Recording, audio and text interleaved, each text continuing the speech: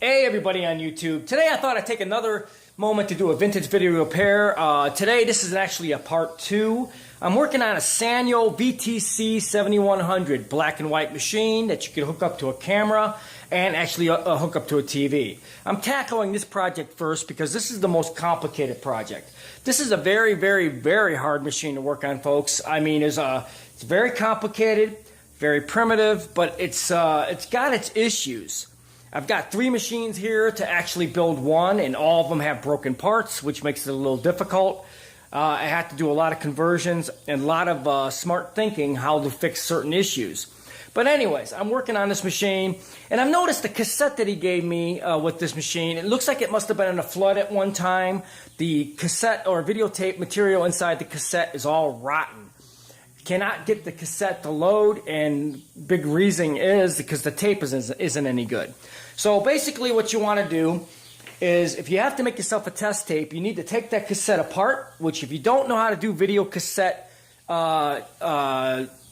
breakdowns, taking them apart and restuffing them with new tape, don't attempt this. I will make a video later on how to restuff certain video format cassettes. There's many of them out there. I have done many cassette restuffing of new tape stock in the older format cassettes. So I will post a video on that. Do not try this on your own, because you will have a hard time because the cassettes have to be lined up a certain way. But anyways, the video cassette has bad tape stock in it. Normally you would think, oh, put VHS or Betamax. No, the tape is too thin. Do not use half-inch tape like Betamax or VHS in these early old machines. They weren't designed for that. The video drum does not spin. It's a stationary drum, not like VHS and Betamax where the drum would spin to make it easier to go through the machine. This is a standalone, how you call it, stationary upper drum. So basically the tape is just dragging around the drum, and if you have the thinner tape like Betamax or VHS, it's going to start sticking in the machine, and it ain't going to be able to make its way through the machine. Do not use VHS or Betamax tape stock on these earlier units. That's why the EIJ reel-to-reel videotape is perfect for these cassettes, because that's the stuff that the cassettes were designed for. That tape is thicker, and it's got more of a less stickiness to it to drag through the machine. It's got a rougher surface on the oxide. That's the tape stock that was designed for this machine, because it does not have an upper drum spinning system.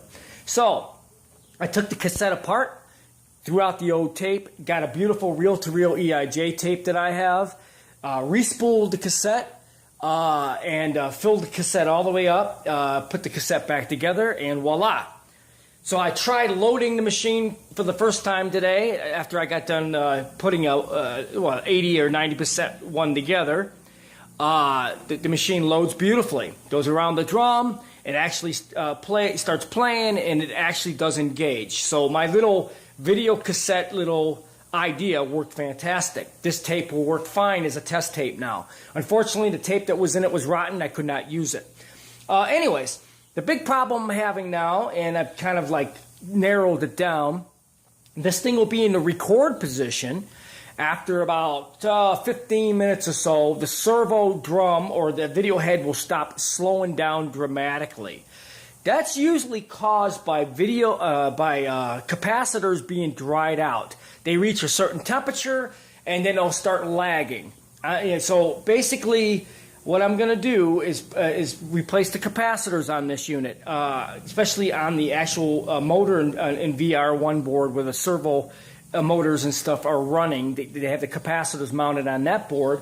I'm going to swap them out with new ones with fresh electrolytics, so the motor will stay at a constant. Unfortunately, the capacitors are real bad on every one of these machines, and so I'm trying it today, and that seems to be one of the big problems, is the servo or the video head scanner will start to slow down at a certain point, 15 minutes or so after the machine hits a certain temperature. We got to correct that problem. So that's where I'm at on this machine. Got a lot done on it, brand new belts, it rewinds, it plays back fine, it fast forwards fine. All the functions on this thing works fine. The only problem I'm having right now is the servo is slowing up. So I got to figure out that issue, but just to show you guys something kind of cool. This is a very rare machine to work on, very hard machine to work on, so if you're going to tackle this machine, believe me, you're going to have a lot of issues. Hope you enjoyed this video.